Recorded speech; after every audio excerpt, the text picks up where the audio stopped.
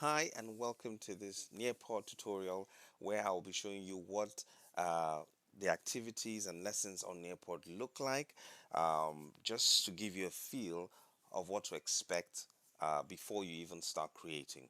So I have a lesson here that has been created with several activities, and what I'm going to do is I'm just going to run it like I'm running a lesson, just so you have an understanding or an idea of what it looks like in the classroom from a student's perspective and a teacher's perspective.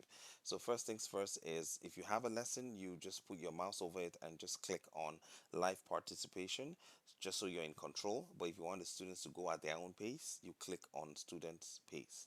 So I'll click on live participation, and I have two devices here. I'm going to be using my laptop to log in as a student, to connect as a student, and I'm also going to be using a phone to connect this activity. So students only need to just type in this code when they go to joinnearpod.com, and they just need to enter their names. Okay, and you have to insist that they put their names, not nicknames, only if, of course, you've gotten to a level of trust with your students and they have decent nicknames that they can use. So I'll go ML6. So I'm connecting as a student on two devices, one on my laptop and one on my phone. So I'm going to just join the lesson, type in the code and click on join. Remember, the join website will be here, join.nearpod.com.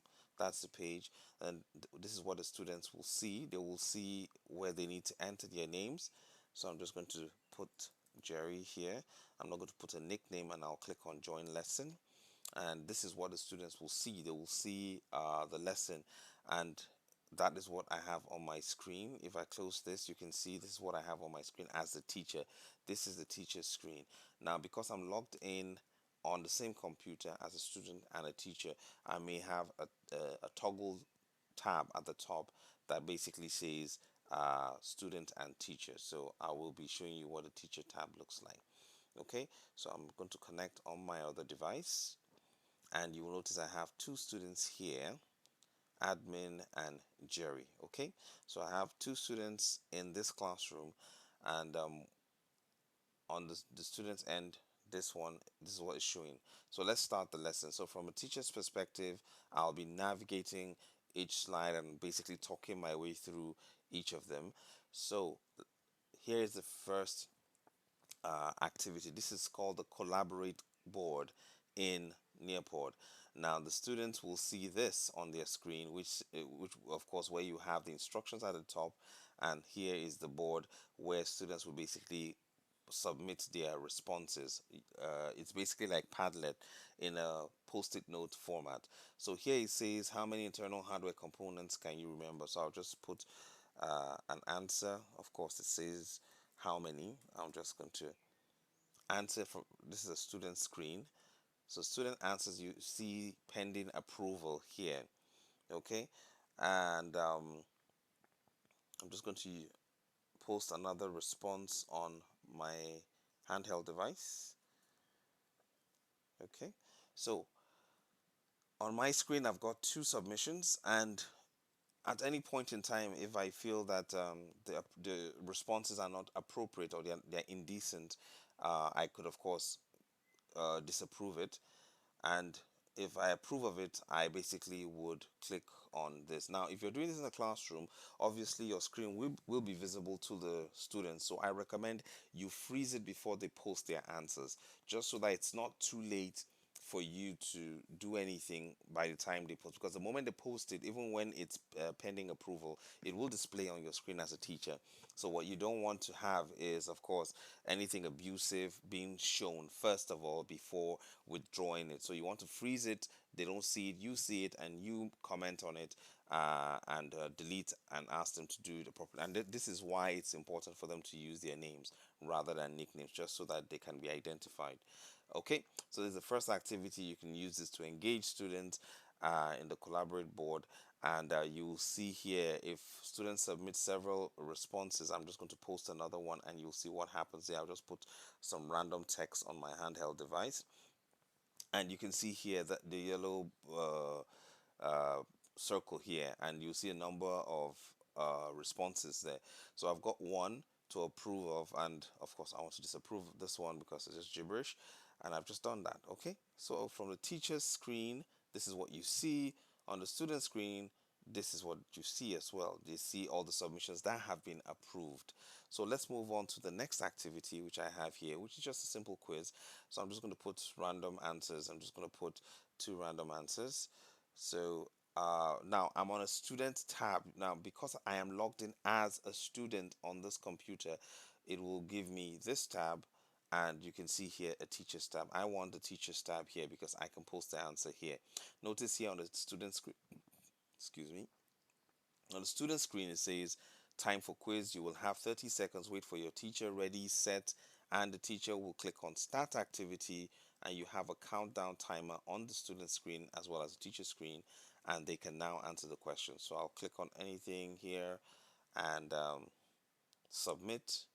Now, once they submit, they get a feedback that says your answer has been submitted, and on the teacher screen, they will see their answers. So notice here, one person got it right and the other person got it wrong.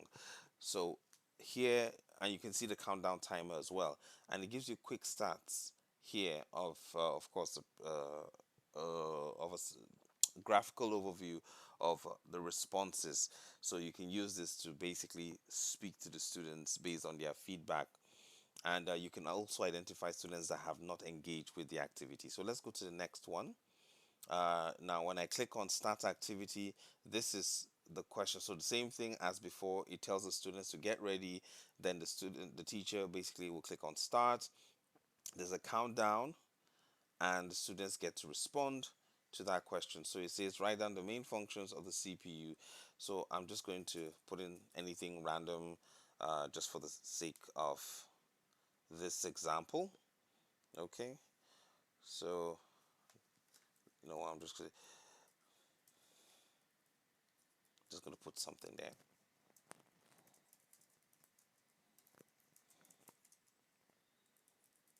Okay, I'll just say the main brain of the computer, or the brain. Oh, you see, my time is up.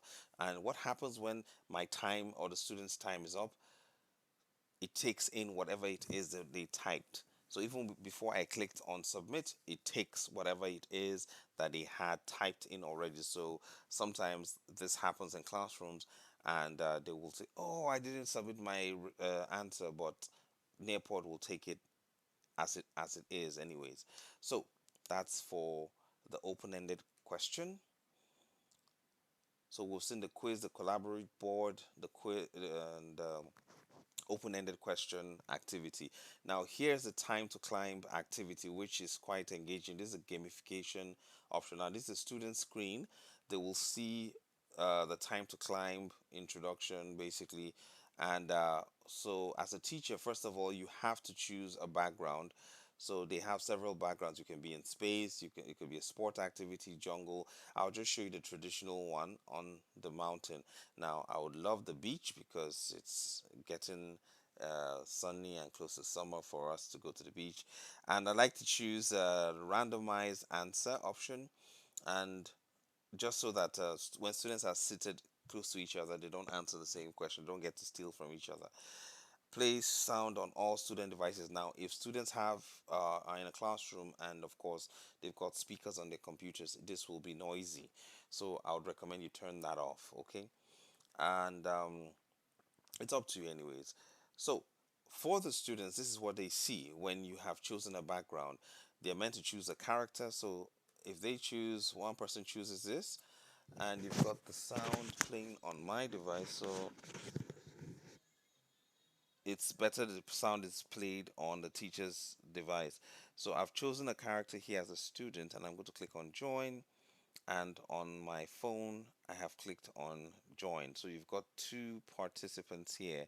So we're waiting for the teacher to start the activity. So as you can see on the teacher screen, you will have all of these characters displayed on screen, and you'll be waiting for the teacher to start the activity. So the teacher clicks on start game, and you will have the game counting down, and you'll notice that you have the list of students on the left, and you also have the questions on the right. Okay, so So we'll just, I mean, for the sake of this example, we'll just be answering at random on all devices. So this here, so time was up. I didn't answer on time. So notice that no response from this guy. So next question is coming up. It's just a simple quiz. It's just a simple quiz, and this guy here got it wrong, and this guy here, admin, got it right. So he's going up the mountain faster than Jerry. And on teacher screen, you will also have the countdown, and you'll see the scores, the points for each student.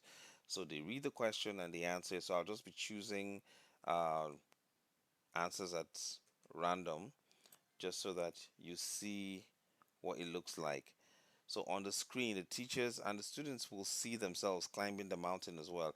So the goal is to get to the top of the mountain as soon as possible, as fast as you can, by getting the right answer. Okay, fast, because it takes into consideration timing as well. So if two students get the same answer correctly, it'll take into account their response times as well. Okay, so I'll just answer like I said at random, and you'll see how it goes. So I'm just going to make this quick, and it tells you, of course, the number of questions remaining, and the teacher gets to see all of this happening on screen, and you can see the class performance detail here, and you can start taking account of how well students are doing in particular questions and so on and so forth, or the general class, their understanding of the lesson. So basically, this is time to climb, and I just want to take this to the end, just so that you can see what happens at the end. Yeah. So already we can see admin is leading Jerry. Of course, you're watching this on YouTube. You can just put this on fast play or just fast forward, just so that you get to the end. Because this is all they'll be doing. They'll be answering multiple choice questions, and they'll be getting to the top of the mountain. And I'm just toggling between teacher screen and student screen. Okay. So I still have a few more questions to go. Now, I think there is the option of the countdown time, the waiting time between questions, which of course you can play around with. Um, I can't remember myself using that before, this countdown timer, just so that you can move to questions faster. But I mean, there's nothing wrong with the wait, especially with the way students react whenever they get answers right or wrong. So the time to wait is not too long, anyways. Um, I think you can increase that in the menu options when you're creating time to climb. I recommend that you have your questions ready before basically creating this. If you have your questions ready, all you simply need to do is just copy and paste and put in options. Just put in options as you see fit. Okay. Now, because it randomizes answers, but it will still ask the same question. I think earlier on I said it to randomize questions. It's actually the answers it randomizes, from what I'm seeing here.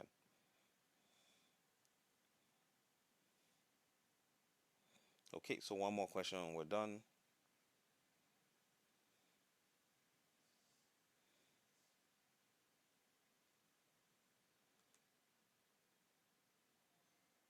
Okay, so we're done. And this is what you see, and the students will see at the end. Okay, so the person that got to the top of the mountain has the flag, and the teacher's table, you'll see this, and they'll see the leader. They basically have this um, medal stand where they get congratulated and so on. And you have a breakdown of every single person's performance. Okay, so basically that's it.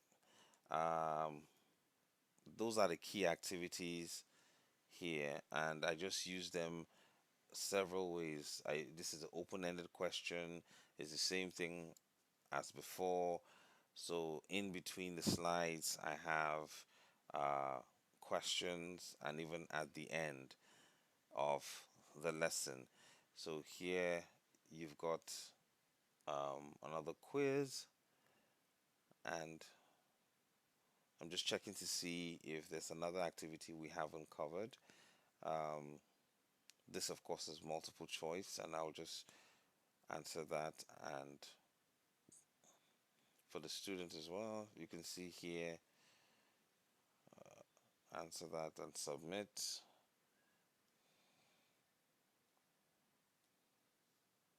And on the teacher screen, this is what you see.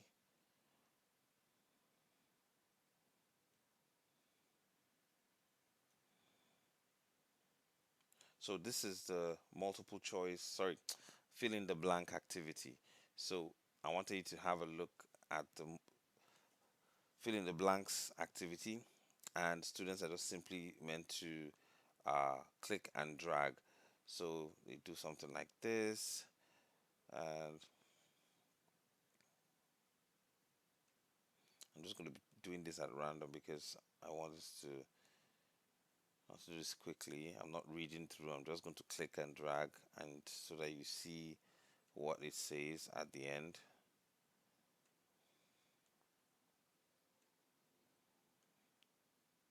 So let's assume as a student this is all I'm going to do, and I say done, and it says you got 0 out of 9 correct answers here.